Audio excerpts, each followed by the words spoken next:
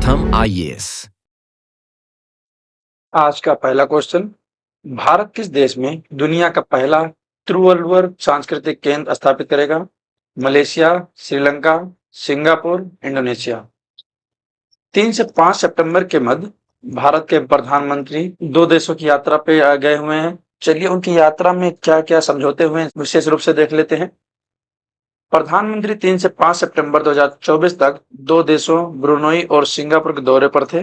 प्रधानमंत्री नरेंद्र मोदी की सिंगापुर यात्रा के दौरान भारत और सिंगापुर ने द्विपक्षीय संबंधों को अधिक गहरा और मजबूत करने के लिए 4 समझौते हस्ताक्षर किए हैं। अपना पहला दौरा इन्होंने ब्रुनेई में किया है। ब्रुनेई की यात्रा करने वाले पहले भारतीय प्रधानमंत्री बन गए हैं, ये याद रखिएगा। ये आधिकारिक रूप से प्रधानमंत्री जी की सिंगापुर की ये 5वीं आधिकारिक यात्रा थी, जिसमें 4 समझौता ज्ञापन हुआ है। पहला समझौता जो हुआ है सेमीकंडक्टर के क्षेत्र में हुआ है, जिसमें सेमीकंडक्टर पारिस्थितिकी तंत्र में सहयोग की बात की गई है। दूसरा जो हुआ है डिजिटल प्रौद्योगिकी क्षेत्र में हुआ है, कौशल विकास में सहयोग के बारे में बात हुई है। शिक्षा और स्वास्थ्य देखभाल में ये 4 समझौते हुए हैं, इसको आप याद रखिएगा। प्रधानमंत्री नरेंद्र मोदी ने दोनों देशों के बीच सांस्कृतिक बंधन को मजबूत करने के लिए सिंगापुर में दुनिया का पहला तिरुवल्लुवर सांस्कृतिक केंद्र स्थापित करने की घोषणा की है। तिरुवल्लुवर कौन थे आपको बता देता हूँ। ये संगम साहित्य से संबंधित हैं और इन्होंने एक बुक की रचना की है जो बहुत ही महत्वपूर्ण है, आप याद रखिएगा। इसका नाम है तिरुक्कुरल, जिसको अगर शॉर्ट फॉर्म में कहा जाए तो कुराल के नाम से जाना जाता है। ये याद रखिएगा, बहुत इंपॉर्टेंट क्वेश्चन है। भारत और सिंगापुर ने द्विपक्षीय संबंध के बारे में समझ लेते हैं। भारत और सिंगापुर में द्विपक्षीय संबंध जो है 2023-24 में भारत के कुल व्यापार में 3.2% की हिस्सेदारी के साथ सिंगापुर भारत का छठा सबसे बड़ा व्यापारिक भागीदार है, आप इसको याद रखिएगा। इस अवधि में भारत से सिंगापुर को निर्यात किया जाने वाला, यानी भारत ने सिंगापुर को कितना निर्यात किया है? 14.4 अरब डॉलर, जबकि सिंगापुर से आयात 21.2 अरब डॉलर रहा। भारत का सिंगापुर के साथ व्यापार घाटा है, तो आप याद रखिएगा। सिंगापुर जो एशिया की सबसे बड़ी वित्तीय केंद्र है, 2023-24 में भारत में एफडीआई का सबसे बड़ा स्रोत भी है, आप याद रखिएगा। 1 अप्रैल 2004 से 31 मार्च 2024 के दौरान सिंगापुर से भारत की कुल एफडीआई लगभग 160 बिलियन डॉलर थी, जो इस अवधि के दौरान भारत को प्राप्त कुल एफडीआई का 1/4 था। चलिए चलते हैं अपने क्वेश्चन की तरफ। चलिए सिंगापुर की बात करें। सिंगापुर, यहाँ के प्रधानमंत्री का नाम है लॉरेंस वोंग है। राष्ट्रपति की बात की जाए तो थरमन शनमुगारत्नम यहाँ के राष्ट्रपति हैं। इसका आंसर है सिंगापुर। चलिए चलते हैं अपने नेक्स्ट क्वेश्चन। आज का दूसरा क्वेश्चन, पैरा तीरंदाजी में भारत के लिए पहला स्वर्ण पदक जीतने वाले पैरा एथलीट कौन है? हरविंदर सिंह, सुमित अंतिल, कपिल परमार, धर्मवीर। आपको पता है पेरिस में पैरालंपिक्स 2024 चल रहा है, इसके लिए एक अलग स्पेशल क्लास बना दूंगा, इसमें सभी एक साथ एकत्र कर संकलित कर आपको एक वीडियो में प्रोवाइड कर दी जाएगी। बात करें हरविंदर सिंह, इन्होंने पैरालंपिक खेलों में पैरा तीरंदाजी स्पर्धा में स्वर्ण पदक जीतने वाले पहले भारतीय एथलीट बने हुए हैं। इन्होंने पुरुषों की व्यक्तिगत रिकर्व ओपन स्पर्धा में स्वर्ण पदक जीता है, ये आप याद रखिएगा। इसका आंसर ये हरविंदर सिंह है। बात करें सुमित अंतिल, तो इन्होंने हाल ही में भाला फेंक में गोल्ड जीता है इन्होंने। कपिल परमार की बात किया जाए तो इन्होंने इंडिया का प्रथम पैरालंपिक जूडो मेडल जीता है। और रही बात धर्मवीर की, तो इन्होंने पुरुषों के क्लब थ्रो F51 वर्ग में इन्होंने भी गोल्ड जीता है।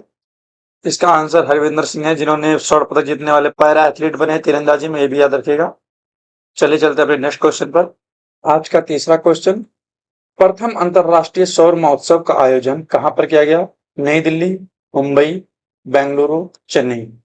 बात करेंगे first international solar alliance summit का आयोजन प्रधानमंत्री द्वारा सिंगापुर से जो आभासी वर्चुअल रूप से किया इन्होंने, क्योंकि इस टाइम वो सिंगापुर में है, आधिकारिक यात्रा पर है। इसका आयोजन न्यू दिल्ली में हुआ। इस समिट में भारत ने लक्ष्य रखा है 2030 तक 500 गीगावाट गैर जीवाश्म ऊर्जा क्षमता हासिल करना है। चलिए हम बात कर लेते हैं इंटरनेशनल सोलर अलायंस की, IES से। इसकी स्थापना की बात किया जाए तो आपको पता है ये COP21 में जो 2015 में हो रहा था, भारत और फ्रांस के सहयोग से इसकी स्थापना हुई थी। और इसकी स्थापना की बात किया जाए तो 11 मार्च 2018 को हुआ था।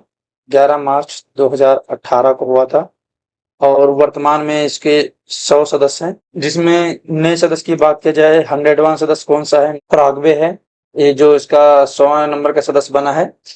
रही बात इसके हेडक्वार्टर की, तो आपको पता है इसका हेडक्वार्टर कई बार क्वेश्चन में पूछ चुका है, इसका गुरुग्राम में है, हरियाणा में। चलिए, हाल ही में कुछ हुए जो और समिट हुए हैं महापौर सम्मेलन 2024 में एग्जाम के लिए, उसको हम यहाँ पर देख लेते हैं। पहले बिम्स्टेक व्यापार शिखर सम्मेलन का आयोजन कहाँ किया गया? 6 अगस्त 2024 को नई दिल्ली में किया गया। इसे विदेश मंत्री एस जयशंकर द्वारा किया गया है। तीसरे वॉइस ऑफ ग्लोबल साउथ शिखर सम्मेलन की मेजबानी कौन सा देश कर रहा है? भारत ने आभासी प्रारूप में इसका आयोजन किया है। पहला विश्व ऑडियो विजुअल और मनोरंजन शिखर सम्मेलन वेब्स की मेजबानी कौन करेगा? गोवा में होगा इसका। 55वें भारतीय अंतर्राष्ट्रीय फिल्म महोत्सव कहाँ पर आयोजित होगी? गोवा में। ये दोनों एक साथ एक ही जगह इसका मेजबानी होगी, तो अभी इसको याद रखिएगा, ये संयुक्त रूप से होगी इसकी। ग्लोबल इंडिया एआई शिखर सम्मेलन 2024 कहाँ आयोजित की गई? नई दिल्ली के महाभारत मंडपम में।